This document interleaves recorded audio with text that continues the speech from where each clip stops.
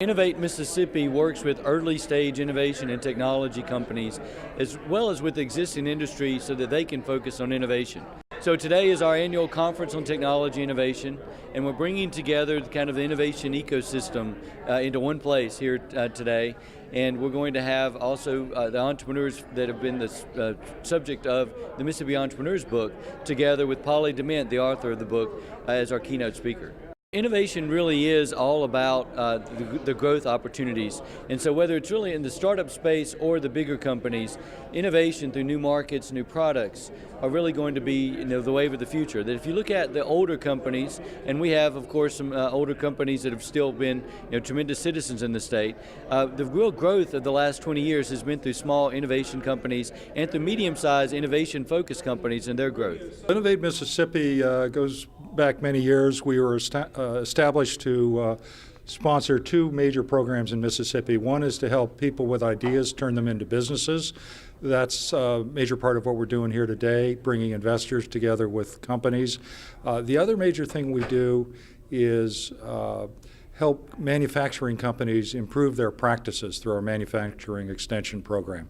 On behalf of the board of directors, it's my pleasure and honor to welcome you to this luncheon and the 16th annual conference on technology innovation here. This is Mississippi's premier showcase on innovation. We've had a really good conference so far. I know there have been some good panels and some very interesting company presentations. I was doing an interview with Mr. Mayor here earlier, and I was telling him that that's actually probably my favorite part of this conference is hearing about the new ventures that are out there and watching them grow. We've had a number of success stories that have come through Innovate Mississippi over the last several years, and it's always just really a great joy to see entrepreneurs moving forward and succeeding. And that's really what we're about here at Innovate Mississippi, is growing startup companies and injecting innovation into existing industries through our MEP project. And we're really blessed to have a great staff. Tony and the rest of the team here do a great job promoting a culture of entrepreneurship and innovation. And I'd really like to ask you to just give them a round of applause because they deserve it.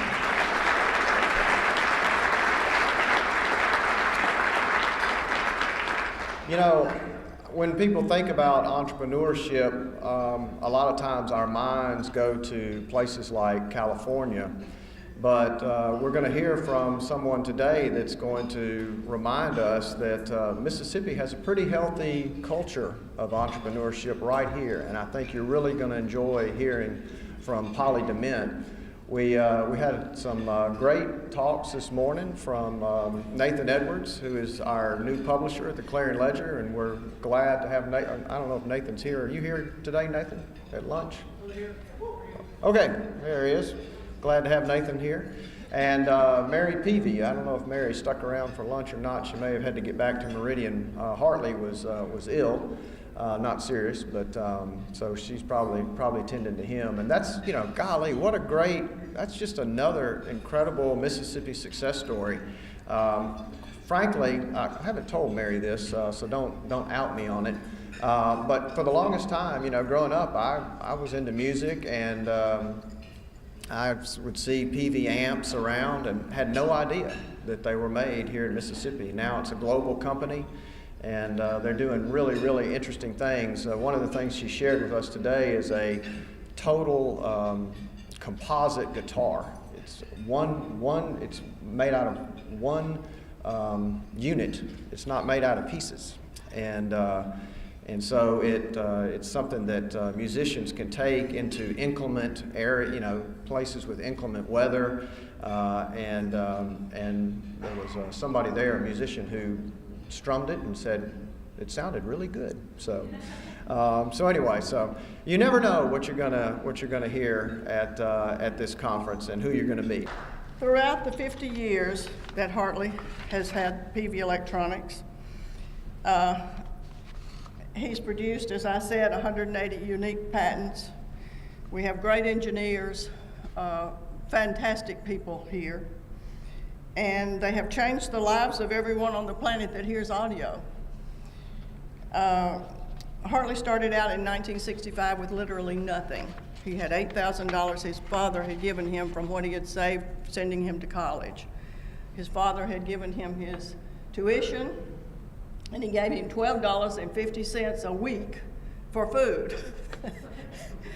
He ate 50-cent spaghetti in the cafeteria, and to this day, he loves spaghetti. I don't know why, but he does. So he started out and made the smallest guitar amp, and he would make an amp and he would take it to a dealer and try to sell it.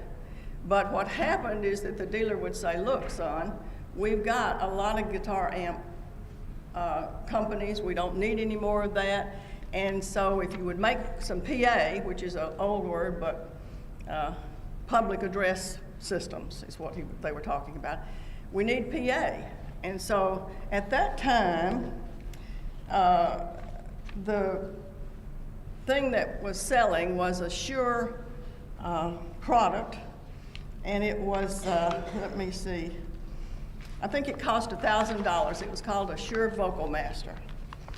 And Hartley, being an innovator, studied that very closely, and he took it all apart, found out how he could make it a different way, and in making it a different way, he could make it for half the cost of the Shure. And that's when his business took off. So the first one he made was a PA3 at half the price. And $1,000 was a whole lot of money back then. It is today. But at half that, you can imagine how his sales picked up.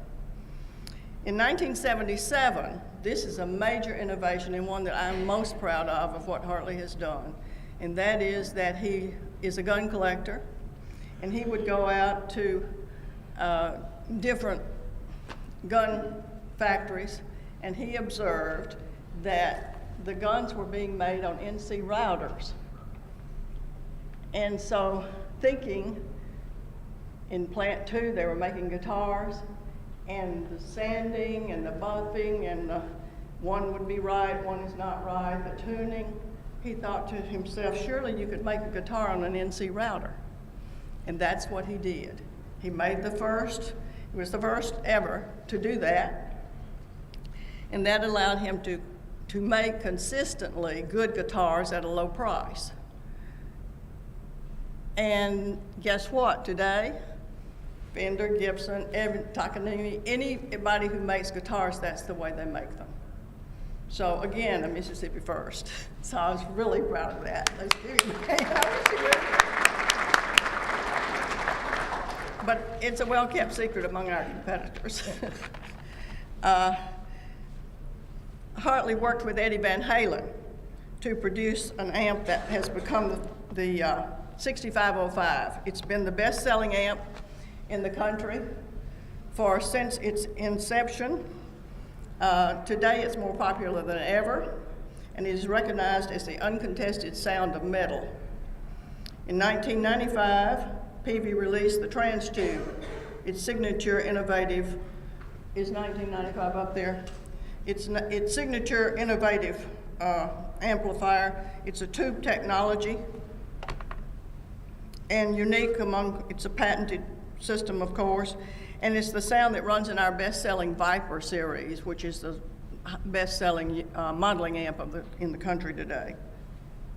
In 2008, we saw the release of Peavey's Revolver modeling amplifying software, and it is extremely unbelievable if you get this software that you can actually design your own amplifier virtually. It's just amazing.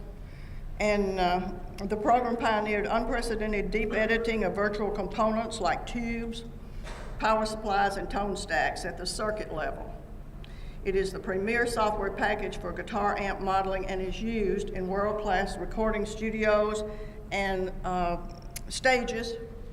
concert stages around the world. In 2009, another innovation. An award-winning Viper modeling amplifier hit the market from Meridian, Mississippi, from Hartley and his engineers.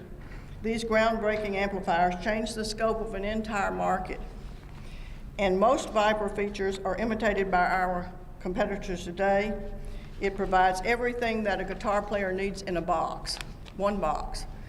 Because usually, you know, they've got the pedals, they've got this, everything is right there. And you can play as though you were playing through a Marshall, a Fender, Gibson, whatever kind of, you think that it models the sound of that amplifier. So young people, and particularly young players, absolutely love it. And we make it so that we don't make much money off of it, but it introduces them to Peavey, and it is a fantastic amplifier. I think it's the best modeling amplifier on the market. In 2010, there we are up there with the IPR series and power amps. One of the complaints of people and musicians in the field is the weight of products. This amplifier weighs 7 pounds. I can hold it in my hand. It was produced by a man in our group, a senior engineer named Dietz Gingelbach. Dietz goes by the name J.D. Bennett because J.D.'s father was one of the defectors in Germany who worked on the A-bomb. He was one of the group that came over, and we think that J.D. is truly a genius, and he is. And this is one of his products. It puts out 1,600 watts, 1,600 watts at under 7 pounds. So the cost is pennies per watt. And then one of our most recent products is the RBN series of speaker enclosures, and it is the world famous now ribbon drivers,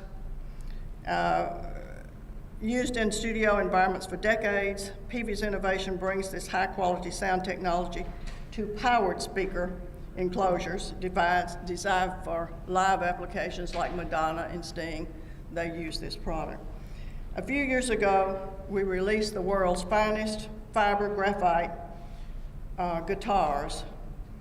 They are called composite acoustic guitars.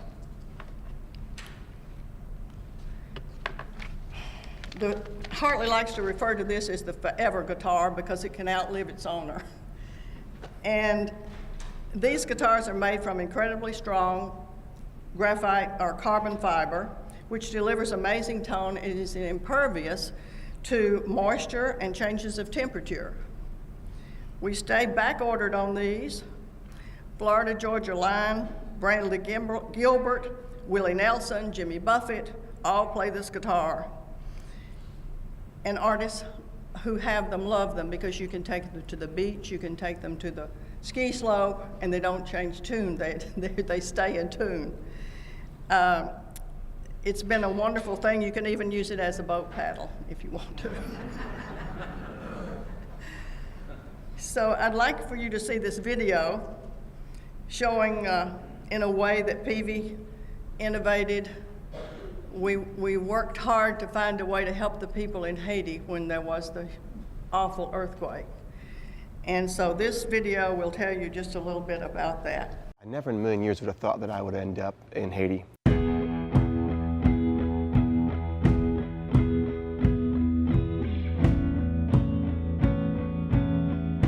What the rain catchers does is they install water systems up on houses that catch rainwater and bring fresh, clean drinking water to people that are literally dying without it.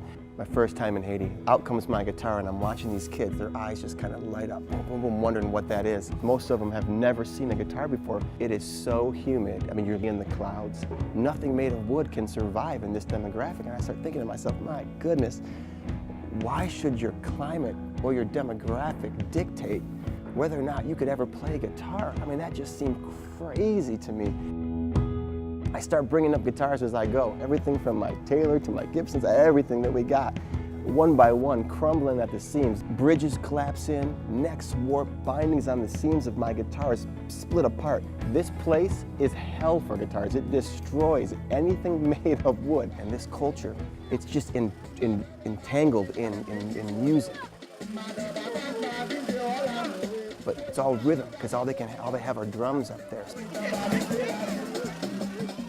So I get home and I just start thinking, there's got to be a company out there that make something that could survive these elements. So I get online, I start searching, and up comes composite acoustics. So I write them, I start explaining what we're doing, and they say, man, we have the perfect guitar for you. This thing is completely resilient to all climates, all temperatures, water, humidity. It's one solid piece, so it's never gonna bow or warp. And best of all, the thing sounds amazing.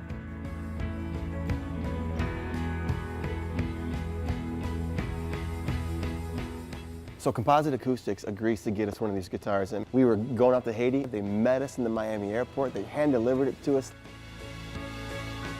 Composite Acoustics has bridged the gap for us to be able to bring music to a people in a place that never had it before.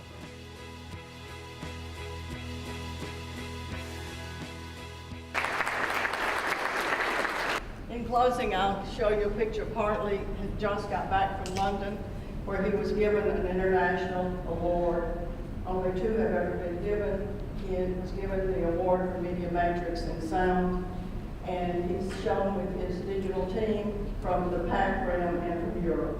So thank you very much for letting me come see you.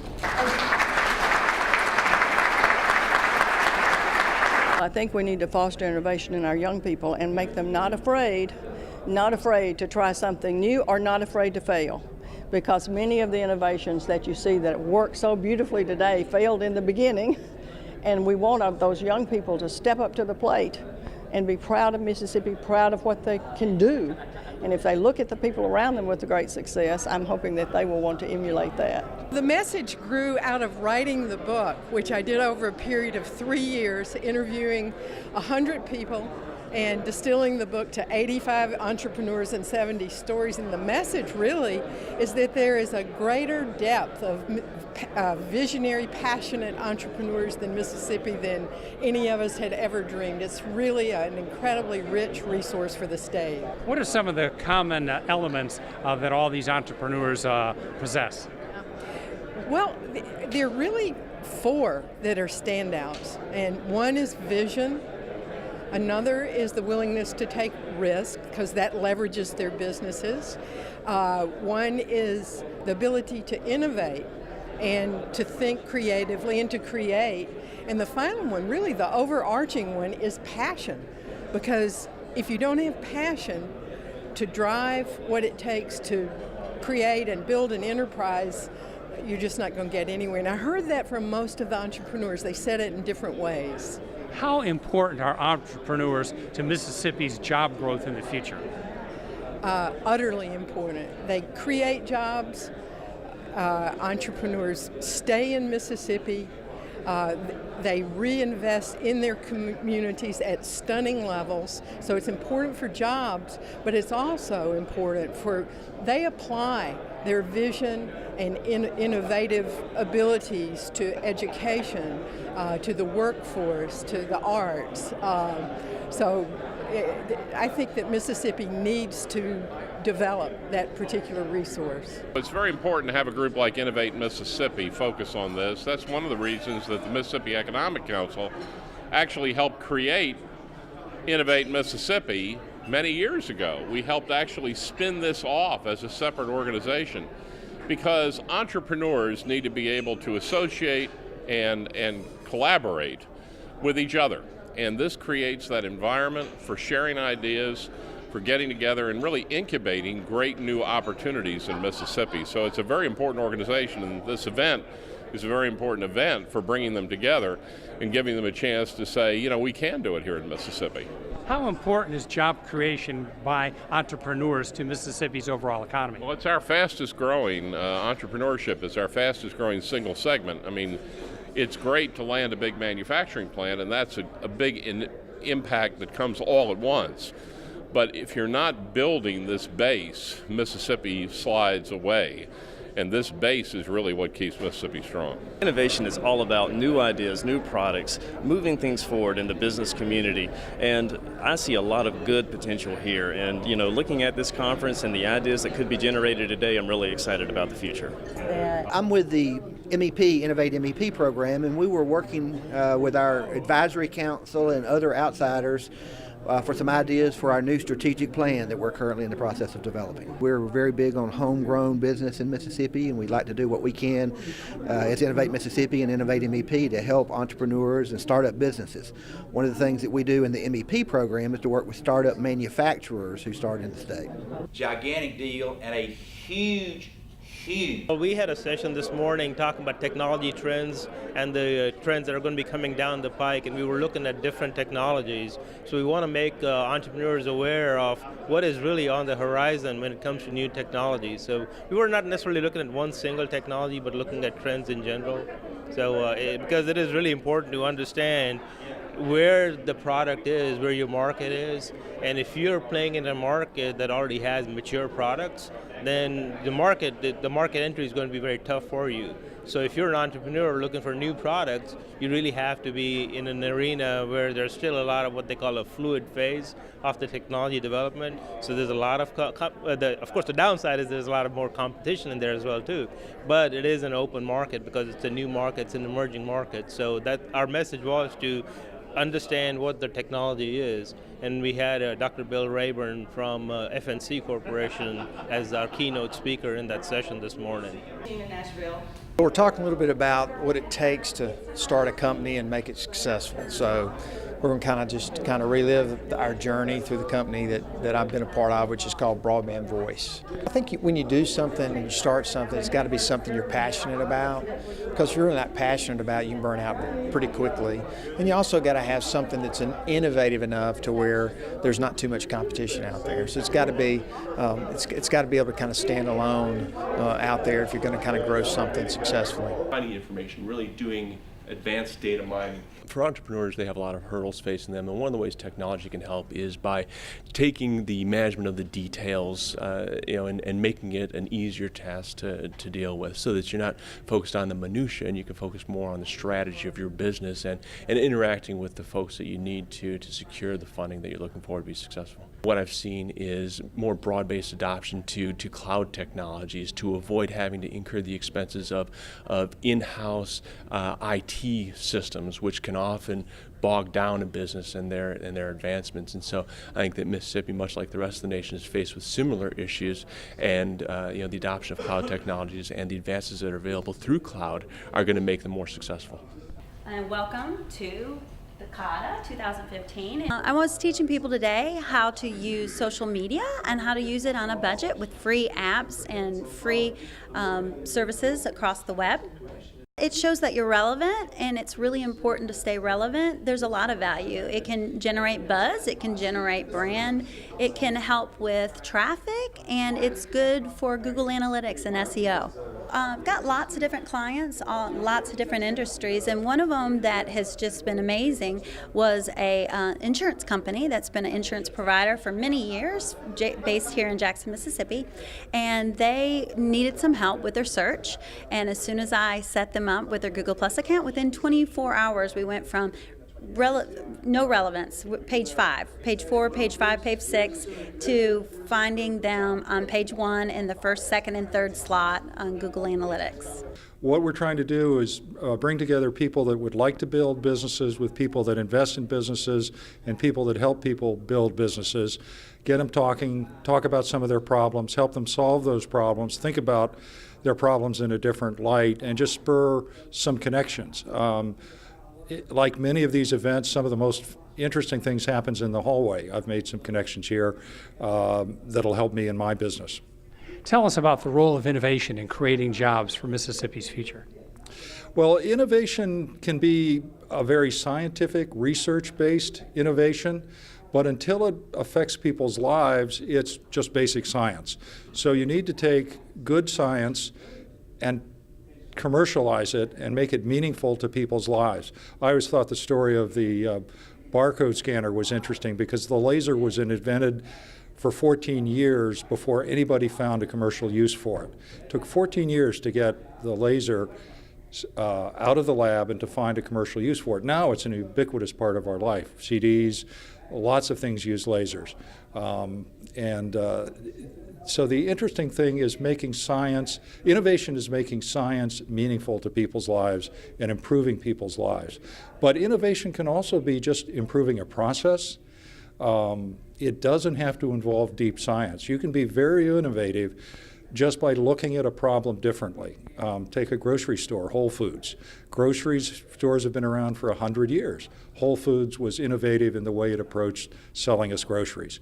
And now even people are finding ways to do grocery stores newer and better than Whole Foods.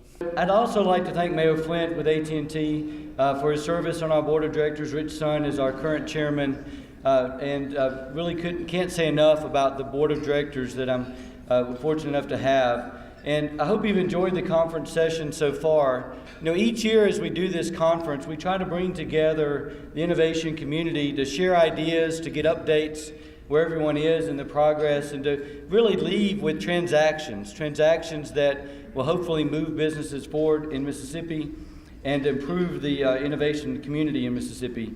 And it really wouldn't be possible to do this without the help of all of our sponsors.